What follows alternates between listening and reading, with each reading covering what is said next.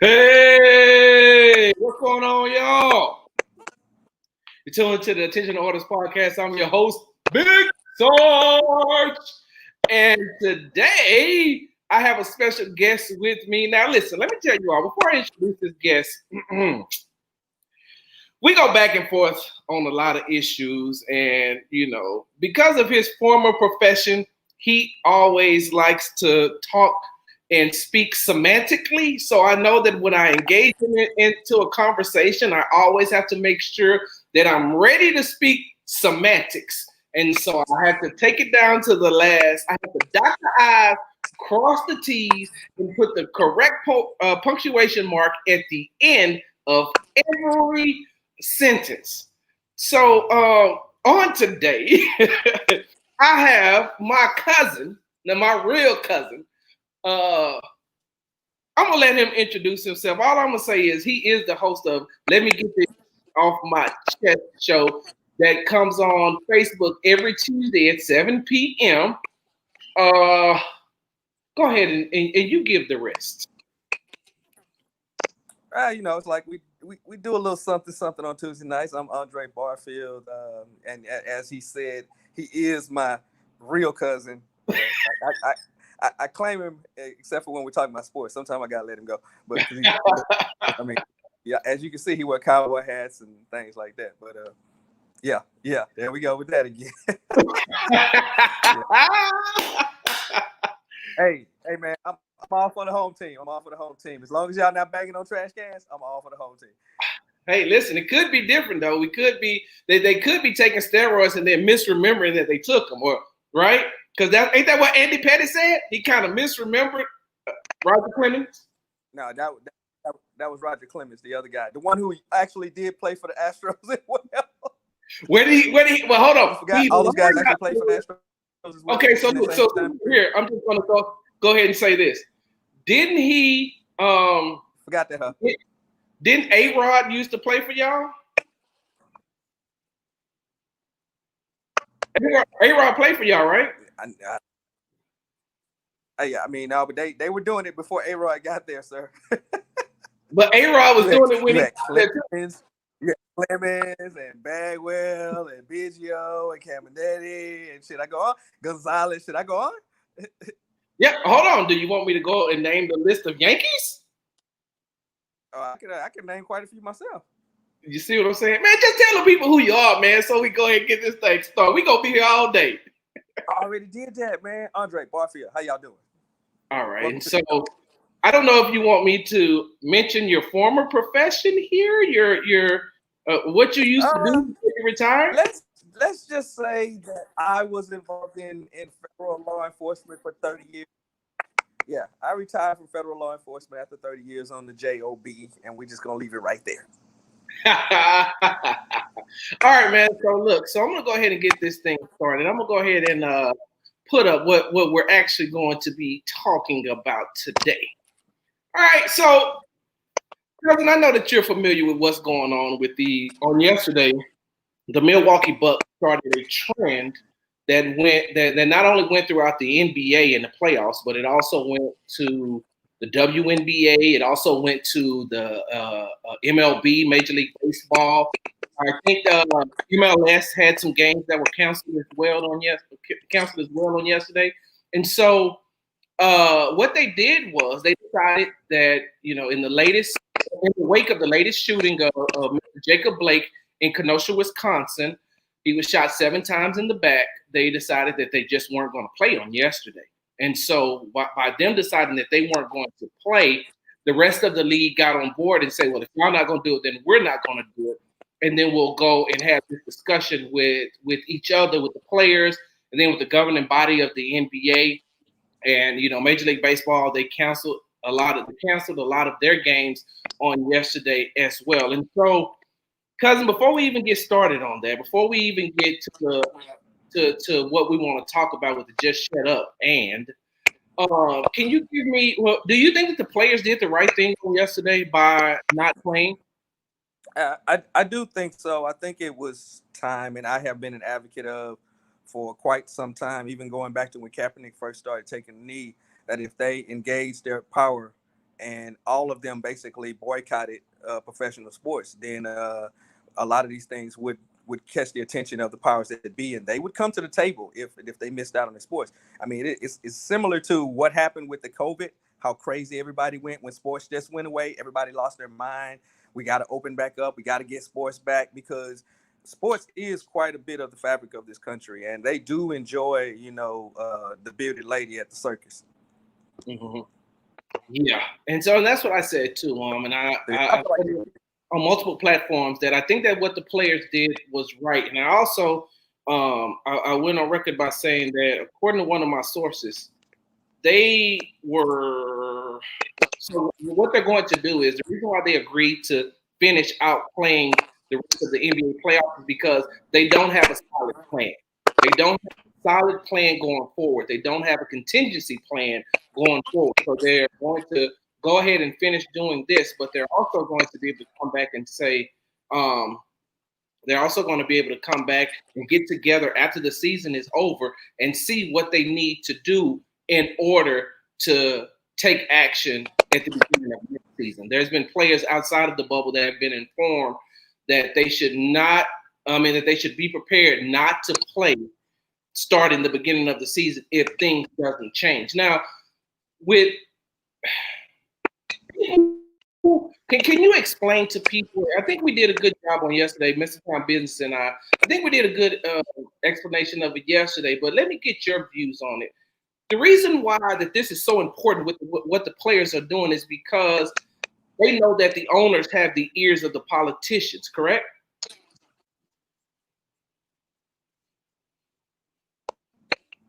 Can you hear me? Uh-oh, did you hear me?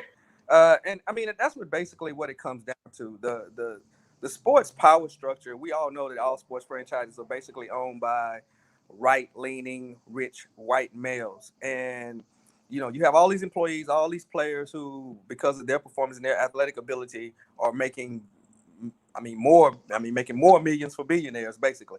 But in that aspect, it's like they are wanting to force those owners to opening up not just their pocketbooks and investing in the communities by which these players come from. I mean, in basically every sports league except for maybe Major League Baseball, African American players are like 75% of the people who are playing the sport. And so what I think what they want to do is to cause them to reach out to some of those politicians who they have connections with, some of those same people who keep telling us to shut up and play, and basically get them on board with some realistic reform, some realistic policies, some realistic throwing some money actually at some of these politicians and say, hey, let's get some real things done from a legal standpoint. Let that stuff roll downhill. And I agree. I believe the exact same thing, that they know that money talks to money. And although a lot of these players are rich, they're not wealthy. Remember when was it Chris Rock who said that Shaquille O'Neal is rich.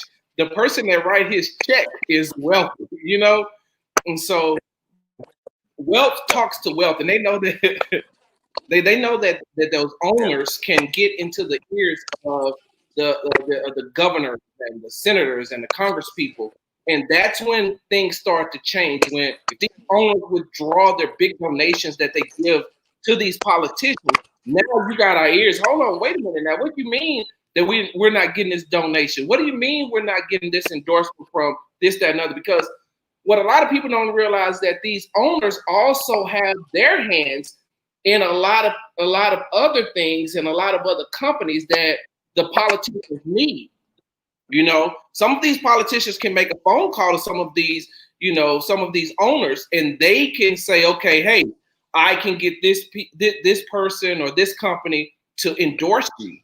And so that's what the players are understanding. The players are understanding that we know that the owners have the power. And so with that being said, though, and before we jump off into this too, I got to go ahead and I need your legal expertise right here. So we know, and I'm not going to say his name because I refuse to say his name, the 17-year-old young man that had his mama drive him from Illinois to Wisconsin with a assault rifle to say that he was going to help protect something. First of all, how do you let your 17-year-old, how do you drive your 17-year-old son across state lines with a weapon that you bought for him or that he obtained illegally? He's not of legal age to be able to have that gun. And that's what I mean by illegally. Cousin, everything about that whole situation went wrong, wasn't it?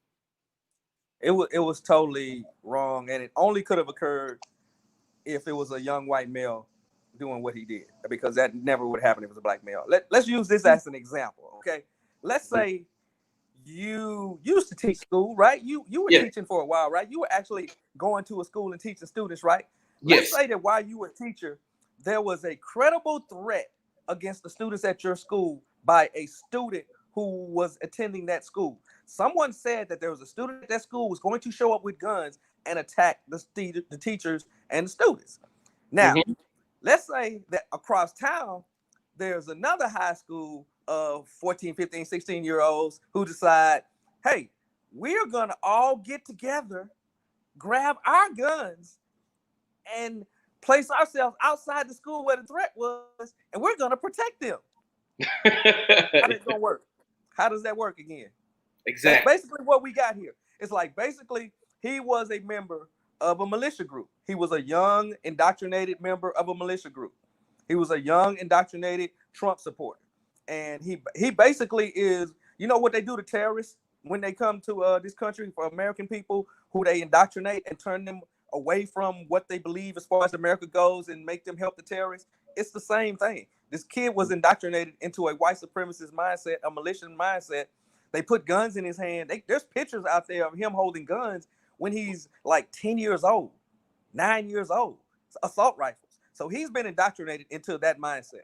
So basically, somebody organized that all of these people who are all members of this militia group was going over here to basically stand guard or stand, guard over the protesters, which basically all it was an organized militia attack on the protesters. That's all it was. It was intended to be that way. The police were actually notified that they were coming, knew they were coming. They were passing out water to them and saying, hey, thank y'all for being here and helping us out. There's video of that out there. So you got a 17-year-old who illegally has possession of an assault rifle. I'm still waiting to see who was the legal owner of that assault rifle, since he couldn't have been the legal owner of the assault rifle. The law in Illinois and Wisconsin, where he was that you can only open carry if you're 18 years old. Yeah. So he didn't legally have that gun. Let's get that out of the way first of all. How does a kid get driven? So basically, he probably ain't even old enough to have his driver's license yet, or whatever the case may be, because his mama had to drive him. So yes, he must be. He's that kid that Trump talks about being in the basement that's communicating with China, or whatever he was trying to say for the That's who he is. So basically, he gets over here and he's walking around on the street after the police pat him on the back, say, "All right, go do your thing." He's walking around out there. He starts jabbing with protesters, and one of the protesters that was killed was actually a white male who tried to take the gun from him when they saw that he was threatening pointing guns at people and stuff like that. So he kills that guy. Somebody before that, right? Didn't he shoot? He shot somebody. That's why he was running away. Exactly. At the point where the confrontation happened, people tried to disarm him because he got a gun and he's pointing at people and he's firing rounds in the air. He's doing all kind of crap with the gun. He's 17 years old. Why is he there? And here's the thing, this one thing I want to bring up before we get off of that. The police chief actually made a comment that these people wouldn't have died had they not been out there past curfew. Past curfew. So what about the militia people who are also out there carrying guns past curfew? You don't think that's more of a threat? Wait, cousin, hold on. Wait. In his defense, he did say both parties. He did say that. He said both parties wouldn't have been involved in anything like this if they would have been following the rules of the curfew. Now, I will say that he did say both parties. Except for the fact that his police department was patting them on the back and providing them with hydration so that they could go do what they doing after curfew. So his police department wasn't enforcing the curfew on people carrying guns. So here's the thing that I have, right? Here's the thing that bothers me the most. One, these Second Amendment right people, these gun right advocates, right? The NRA and all of them, they didn't come out and say one word when Philando Castile was gunned down by that police officer inside of the car while his daughter was in the back seat. They didn't come out and they didn't say anything, and he had a license to carry a weapon. But now these Second Amendment gun owners are coming out and hailing this guy as a hero, saying that he should run for president. Like, we should make sure that we, this free his name. I'm not going to say his name. I refuse to say his name, but free him. And I'm saying to myself, wait a minute, hold on, time out.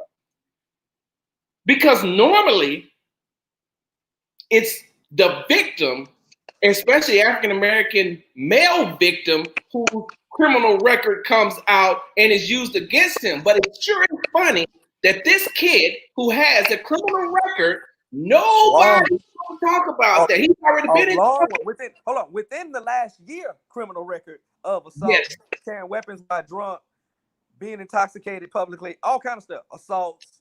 He got all kind of stuff. Weed. I seen that one too about THC. So that's my thing. I'm like, you got to be able to, and that's why I call hypocrisy or hypocrites, because, you cannot, it's funny that in this society in which we live in, I've never seen so many victims become the blame. Botham Jean. Do you know what one of the first things they said after Amber Geiger shot him after they did the investigation? That he could have potentially have been a drug dealer because there was a small amount of marijuana, a small legal amount of marijuana found in his home. So, hey, he could have been a drug dealer. Breonna Taylor. We're talking about Second Amendment, but there's also other amendments to the Constitution, specifically the Fourth and Fifth Amendment to the Constitution. The Fourth, which protects you from any unreasonable search and seizure. That one where you can't just walk in somebody's house without a warrant and shoot them, whether you find drugs and guns or prostitution or whatever. If you ain't got a good warrant, hey, ask the guy who, the police officer from Houston who shot up the two white folks in the house on supposedly a drug sting about having good paperwork. You might ask him about paperwork. Yes. Hey, look, hold on. Which brings me to another point, because I'm hearing all these things about Jacob Blake. And let me preface my statement by saying this. I said this on yesterday, and I will continue to say it. People aren't upset, especially the players, all these athletes. They're not upset by the fact that Jacob Blake was shot. They're upset by the fact that another unarmed African-American male was shot. Now, here's the thing. They come back and they say, well, he had a knife in the car. Okay, says who? Well, that's what the police say. The police said he had a knife in the car. In the police report, they put a knife in the car. And I said, hold on. Because a couple of months ago, I read a professor who used to be a law enforcement official say, hey, man, the union teaches us how to lie. The union teaches us how to falsify police reports to benefit us. And so I said to myself, and I said this to others, one, no body cams, and you want me to believe a police report, right? Well, let me tell you what happens when I start reading police reports. In the George Floyd police report, it never said anything about the officer with the knee on his neck. They said he died of medical complications. Breonna Taylor, right? In her police report, they never ever made mention on the fact that they shot her and that they didn't render aid, right? Hold on. When the two college students that was in Atlanta, you remember they got pulled out of the car and tased, and one of those guys had to go, they took him over 6 hours to get all those tasers out of him. In the police report, it says that they feared that those people had a weapon, but the video shows them pulling out the car. Last one, in the Walter Scott case, Officer Michael Slager put in the police report that he feared for his life and that Walter Scott went for his taser, but the video evidence shows him walking over, picking up the taser, bringing it back and setting it close to his body because he didn't think that there was going to be video coming out. So while you all want to bring up the fact that he was shot because he had a weapon, in the car, and I've been on record, and I'll say this again, I would have complied only because I know me and I love my grandbaby. So I would have complied. But if I didn't, if it weren't for my grandbabies, I can't tell you that I would have complied. But I love my grandbabies, so I would have complied, and I wish that Jacob Blake would have complied. But you want me to take the word of police officers who, and I ain't mean to get long-winded, cousin, because I need to come back to you right now because I need your former profession to kick in here right quick and answer this question for me. In the Jacob Blake case, could the officers have handled that situation better before he got to the driver's side of his vehicle? Okay. Okay, by way of background, I think you know that I was actually a use of force tactical instructor for my entire career. So I was the one who was actually responsible for teaching the agents, for teaching officers how to utilize force. We base that on what we call a use of force model, as well as court cases that tell us how we can use force in certain situations. There are two basic court cases that we use for use of force. Court case called Graham versus Connor, court case called Tennessee versus Garner. Tennessee versus Garner is the one that gives basically the prerequisites for the use of deadly force. And the one thing it talks about in that is that there has to be an imminent threat of serious bodily injury or death. And it is based on different types of variables. Okay. In this situation, what we have from the video evidence, and all I can base is on the video evidence. I wasn't on the scene. I don't know what was said. One of the problems with this whole scenario is that none of these officers have body cameras, which could have gone not only to their defense and could have but it also gives them the ability to be able to tell the story, because the one who shot can't really tell his version of the story if he's dead. See what I'm saying? So, you know what they always talk about. I'd rather be carried by 6 or tried by 12. You know what I'm saying? So you have to make the decision when you're out there. But my thing is that basically from the video, it appears that there is a period of time where they are confronting him. And first of all, I was trying to figure out why were they drawn down on him initially? What was it that caused him to show up on the scenes and be drawn down on him? Okay, you got your gun out. So now you got to deal with that. Once your gun comes out, you got to deal with that situation. But once you draw your gun, you assess the situation and you determine, is this a situation that deadly force is necessary? Now, at the point where they have him on one side of the car, that's the point where you contain him. You either get him on the ground right there, or you do whatever you're going to do right there, tase him, whatever. I've seen some type of report saying something about they attempted to tase him and it didn't take effect.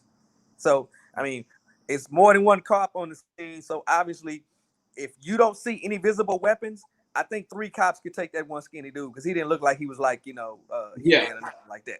So at the point where they allowed him to walk away from him, and I'm sure part of the thinking in that instance, and I'd have to have the mind of a law enforcement officer as well. Part of the thinking in that instant is that with everything else going on in society, they may be out there questioning what they should and shouldn't do until that moment comes. And then they overreact because they're not sure what they can and can't do at that point. They feel like, well, somebody's videoing. We know somebody got a camera. So if we grab this guy and take him down, then we're going to be, and you know what, as I speak, I'm sitting up here looking at, they're showing the video of it right now on ESPN right now as I speak.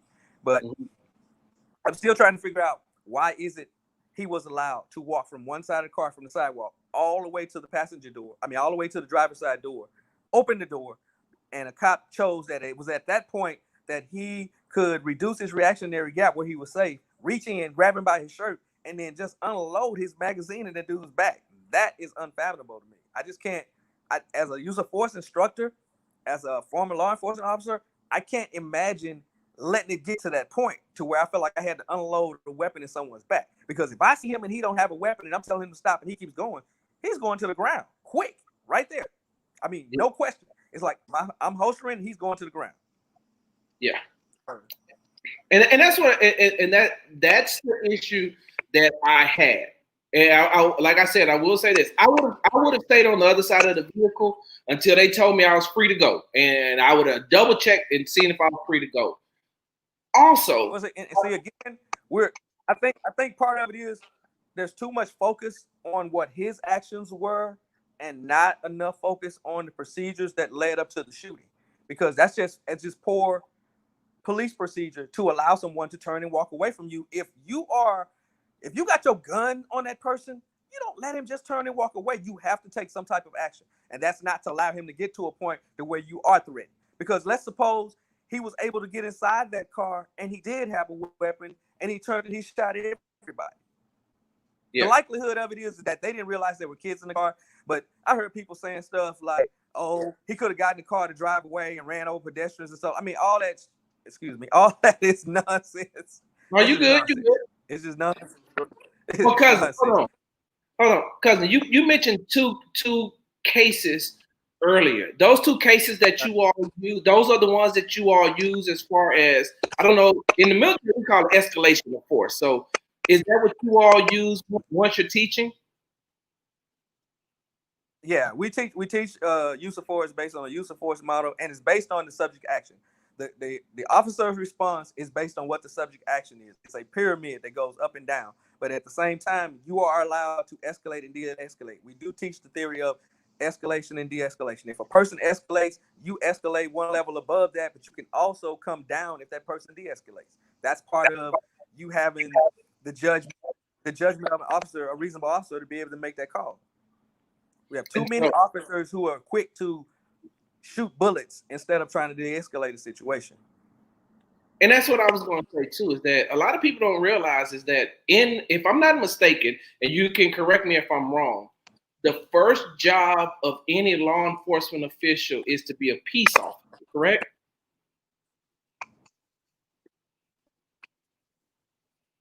Correct. I mean, it's based on the facts and circumstances of every situation. Because if you get a call that there's something violent going on, and apparently that was a 911 call, there was a violent situation. I mean, I've heard different things from he was there, he was trying to break up a fight, or that he was at his ex-girlfriend or baby mom, whatever it was. He was there and he wasn't supposed to be there. He was in violation of a court order. It was all kind of stuff. So from that standpoint, it comes down to what were you there for? What were you told? What information that you have, the officers have at the point where they approach the scene? Because that goes a lot toward what your mindset is. And which is why I keep trying to figure out, why were the guns drawn? Because whatever they received on that call let them know that something was going on, that they needed to have guns out when they jumped out. So yeah. So you see what Amy said, right? Right. Old school me would have jumped on his back into the ground, not shoot. I definitely Amy, she watching too much TV. And so bringing it back to the sports world, though. Now we have, we are what we are right now. Like I said, but here's an important point that I always try to make. Let me make this point right quick. Here's an important point that I try to make for everyone who's looking at situations that involve law enforcement, is that one of the biggest problems within police departments is that we have way too many officers who transition from the military to the police. The mentality is different. You're trained differently. So when they get there, they don't have a mentality to protect and serve or to be a peacekeeper. They have the mentality of what they have been empowered to do by the MAGA POTUS, which is dominate the streets.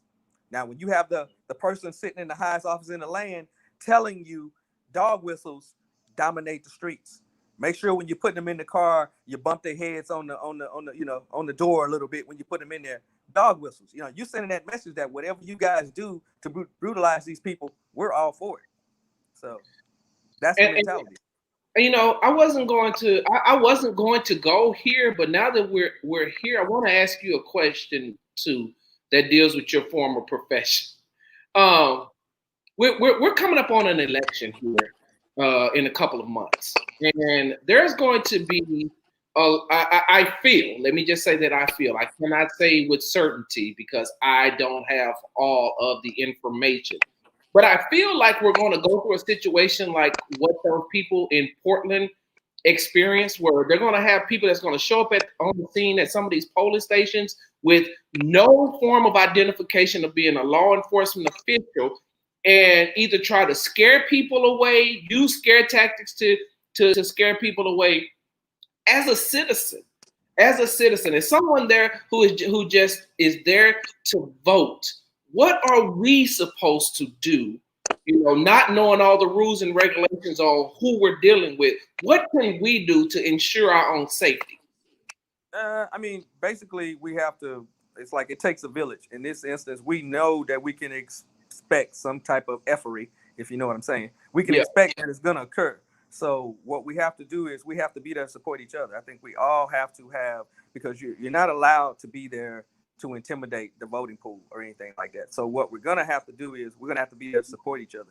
If there's elderly people in line, we got to find ways to bring portable chairs and bring coolers with water, portable, have someone there that's able to keep people, refreshed and everything like that. If somebody got umbrellas, somebody bring a bunch of umbrellas and give them to the people so they can stand in the sun, or however the case may be. Yeah. But as far as the intimidation tactics that are going to occur, I mean, that's going back to the old 40s and 50s, the poll taxes and the things that they used to do, the old Southern strategy of intimidation. Jelly bean test. How many jelly beans is in this jar? Yeah. We're back to, we need to revisit history and see what our ancestors did to combat that. Because once again, here we are. It's like there's nothing that says that we can't have the same presence that they have. If they have a presence, then we have the same presence. That's all I'm saying. And so, and that's what I want to. The last thing that I want to talk to you what I'm about. saying? Yeah, and last thing I want to talk to you about, cousin, before I let you go, is this. So, bringing it back, right? Bringing it back to the sports world and bringing it back to what these athletes are doing right now. Can we be in agreement? And I know you and I are in agreement, but can we be in agreement that at some point in time, when these athletes say that they're fed up, I'm so tired of hearing, but LeBron James says something and automatically China comes into play. And let me just go on record by saying this before I turn it back over to you. What people don't realize in the whole China situation with LeBron James made the statement that he made because he was in China. The players were in China, and he said it is not right for us to say anything or speak on anything that's political, social, economic, or anything like that while we are here as visitors in China. I don't know how people misconstrued that and took it as LeBron James don't have nothing to say because Nike gets money from China and the players get money from China. He said Daryl Morey doesn't have to deal. Daryl Morey is the general manager of the Houston Rockets. He said Daryl Morey doesn't have to deal with this. Adam Silver doesn't have to deal with this. We do as players. And so it's in our best interest not to say anything. But every time something like this happens, it's the but. Hey, man, we got this guy that was shot in the back 7 times. Yeah, but he was a pedophile. He was a domestic violence abuser. He was this, that, and other. Okay, so was he being arrested for being all of that? Well, he had an open warrant. Okay, I get that. But the crimes that you're talking about, he committed, that you say he committed, was he doing that then? Right? Ahmaud Arbery, when he was running through a neighborhood, do you know that they still have people out there that says if he would have just stopped and listen to them. I'm not listening to no damn civilians tell me to stop. Unless you show me proper identification, I'm not stopping for you. You see what I'm saying? There's a lot of people that said that, hey, man, Trayvon Martin should have just stopped and listened to what George Zimmerman had to say. For what? I don't like the but. You criminalize the victim every time. And I don't know Jacob Blake's criminal past, but what I will say is this, that I am tired of criminalizing the victim of police shootings, of unarmed civilians being shot in the back. If I was in, I said this earlier, and some people came back and tried to say something, but I was like, I don't want to hear it. The Geneva Convention wouldn't allow me as a soldier to shoot a local national in the back, regardless of what he did. If I tussled with him and he got up and he ran away, I shot him in the back, I'm going to jail. If me and my battle buddy are standing there and that local national or that terrorist or that Taliban member shoots my battle buddy in the head, drops his weapon and throws his hands up, I can't retaliate or I will be in trouble. I'm so upset because when you come back to this land, people don't realize that as African Americans, we get the scraps of the Constitution. That's what I feel like. We get the scraps. Like, yeah, the Constitution says this, everything except for, because y'all always leave out that little part about being 3/5 of a man. So we can't give you all the rights of the Constitution because the Constitution doesn't really recognize you as a whole person. Well, I mean that was actually taken out of the Constitution, but well, you know what I'm saying. and hold on. And to be honest with you, if you want to drill down on that 3/5 principle that you just brought up, the 3/5 principle was only implemented because Southern slave owners wanted power and they wanted their property. And the only time they wanted slaves to be treated as people was for political power. Yeah. And then, so the compromise was, we will give you 3/5 of them for population purposes, for purpose of representation in Congress. That's what that was all about.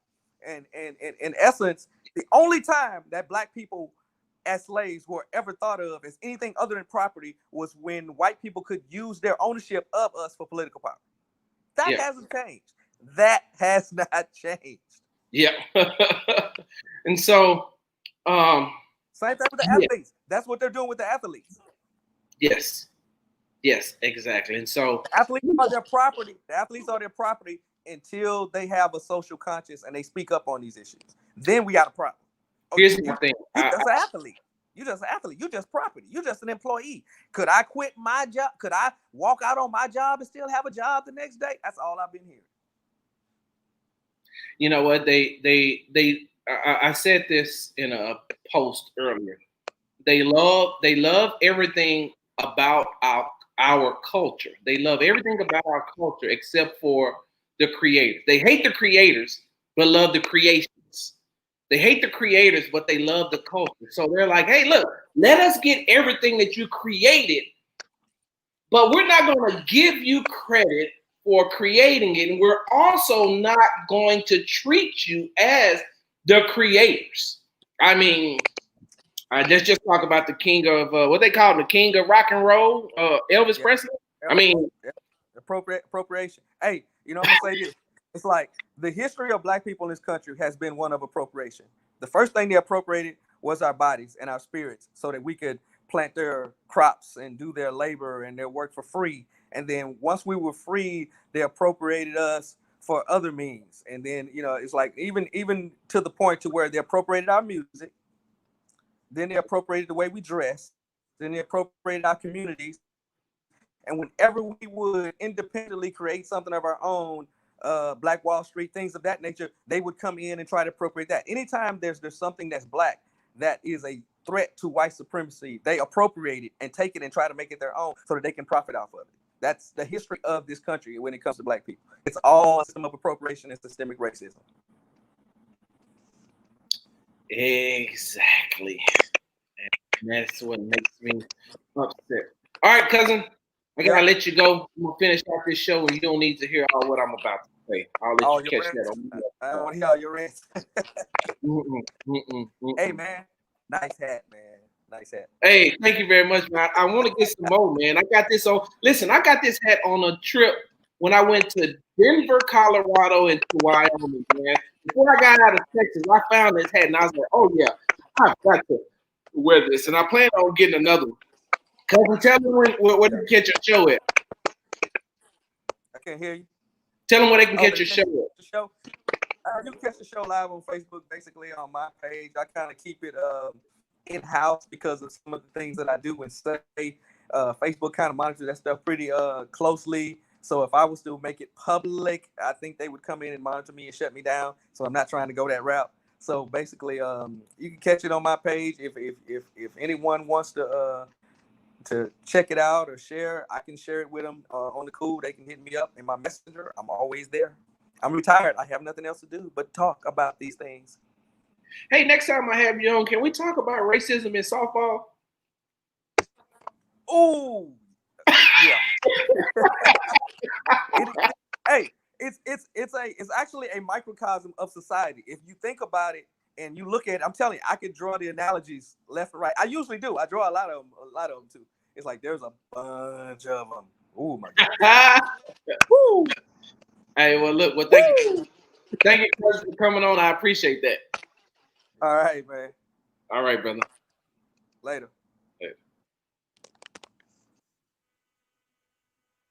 All right. And so before I finish this show out, I want to go ahead and let me go ahead and do this before I finish, because I really want to get to this. And, you know, my cousin and I, we got on a tangent, which we always normally do. We got on a whole nother thing about what, you know, just things that's happening in society. And so, and I appreciate that. I always appreciate that. And he's a former law enforcement official. I know he probably wouldn't want me to tell you that, but I'm going to tell you anyway. He's a former law enforcement official. And that's why I brought him on, especially with the things that's going on today and with the whole Jacob Blake situation. I wanted to hear from him, because I know that in his former profession, he used to do the training of law enforcement officials. So I definitely appreciate that. But this is something that I want to do before I got off here. And, you know, I guess we can, you know, let's just go ahead and do this thing the right way, y'all. Yeah, y'all know. All my Vietnam veterans, welcome home. Germany, good night. All my active duty military personnel that's downrange, good night. It is now time for Big Sergeant's Article 15.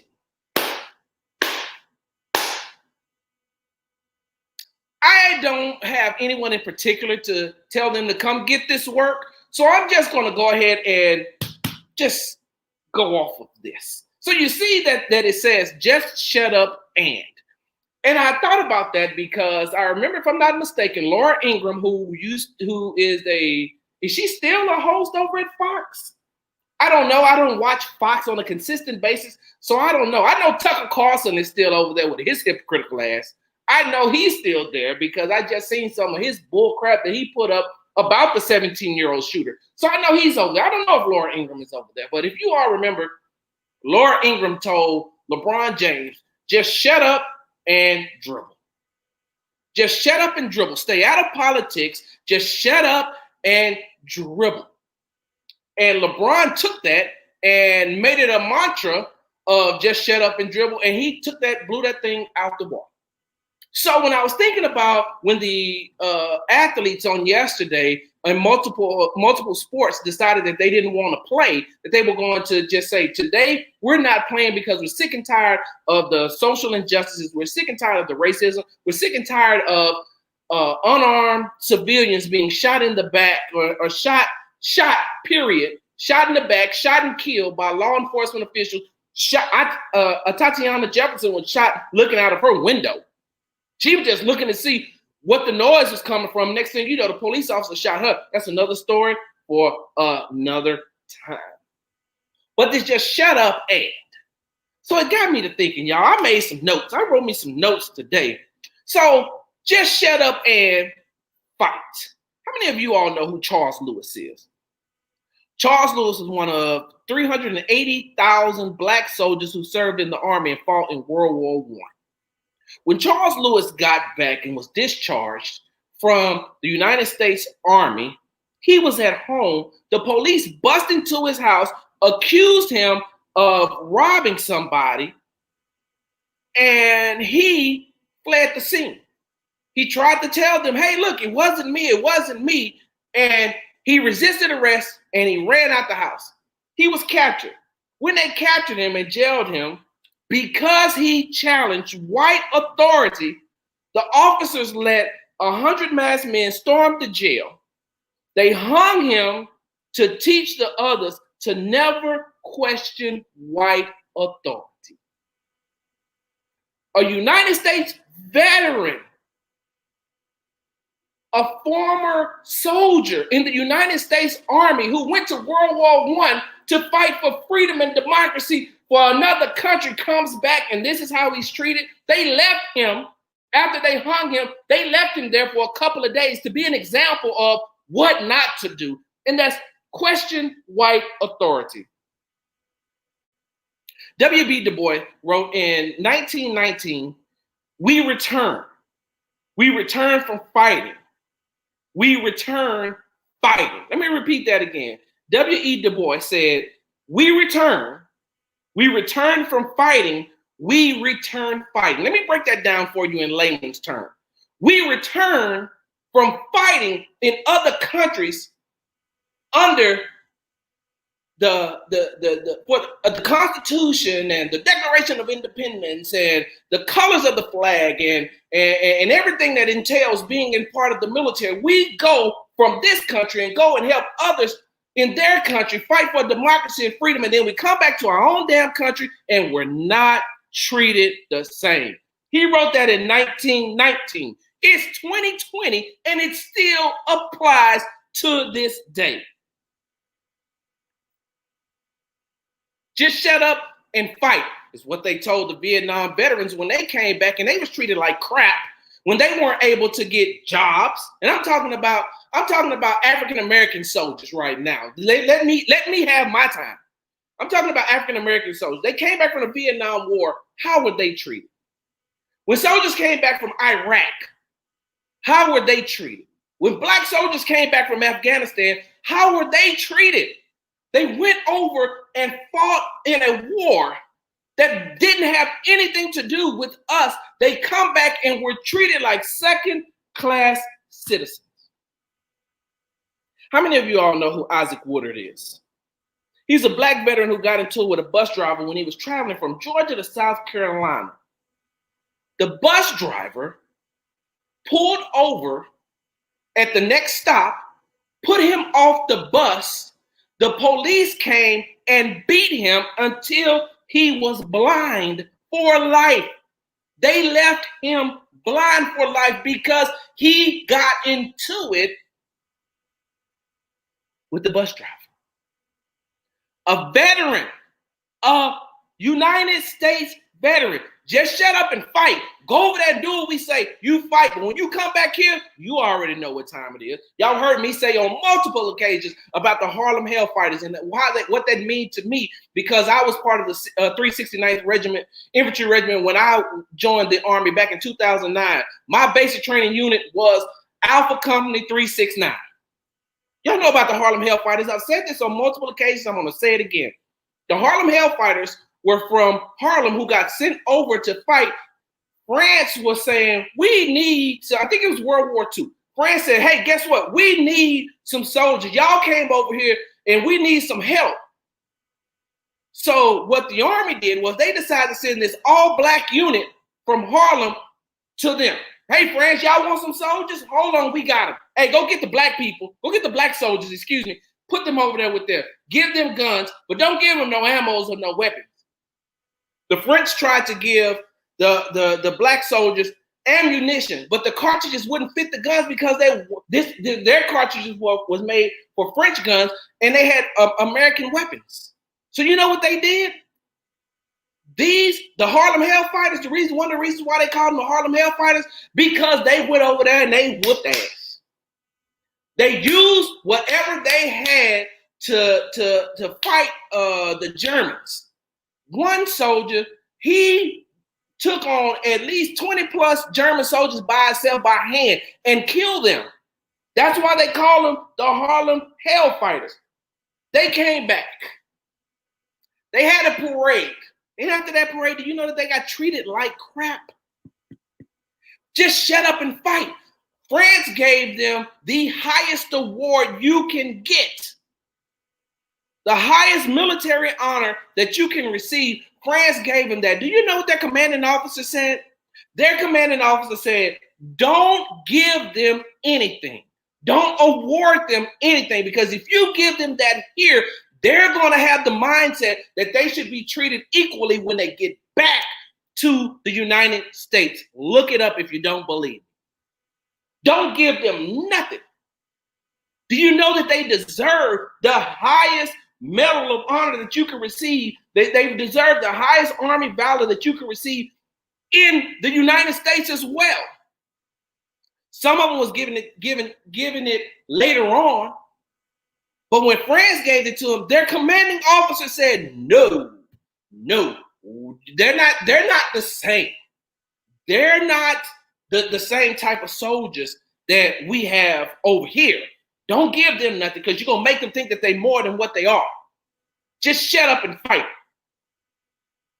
Just shut up and sing. Y'all seen Five Heartbeats before, right? The Five Heartbeats is a story by Robert Townsend and Keenen Ivory Wayans. And the story is based on an African-American R&B group, a soul group, right? But they use the stories from the Dells, the Temptations, the Four Tops, James Brown, Sam Cooke, etc. Y'all remember in the Five Heartbeats where they were pulled over by the police and the police officer said, hey, we heard that y'all, we see that y'all supposed to be this little singing group, right? So sing for us. Sing for us now, boy, with the guns drawn on them. Sing for us. Wait a minute. What law had they broken? What had they done? Sing for us. That is based on a true story. Just shut up and sing. Sing for us. Do you know how many stories like that you can find in these different autobiographies on the web when you search? I just used one, but there's multiples out there. There's multiples of these entertainers when they're all, go up and look at some of the stuff on the Motown Review. Go look up Motown when they were when all these acts were on one bus, and read about some of the times they're going and traveling to these different states by the bus and see how police officers treated them. Just shut up and sing. Back to Laura Ingraham. Just shut up and dribble. It's probably the same thing she wants to tell Thabo Sefolosha. You know what Thabo Sefolosha is? He's an NBA player. He plays for the Rockets right now. He opted out of the bubble. But y'all remember when Thabo Sefolosha was in New York? And the cops beat him outside of the club. And then after they beat him outside of the club and broke his leg, they said, oh, my bad. What about Sterling Brown, who actually plays for the Milwaukee Bucks, which was the team who initiated the walkout on yesterday? Y'all remember what happened to him when he was at a local CVS? Just shut up and dribble. I can go through a plethora of times where athletes, Black athletes, have been involved in situations with law enforcement officials that they didn't even know, one, if they were going to make it out, and two, they didn't even do anything wrong. Just shut up and dribble. Just shut up and catch. Just shut up and tackle. Just shut up and hit. Just shut up and shoot. Just shut up and fight. Just shut up. Just shut up. That's what I feel America is telling us. That's what I feel that America is telling the African-American male at this point. Just shut up and. Big Sarge,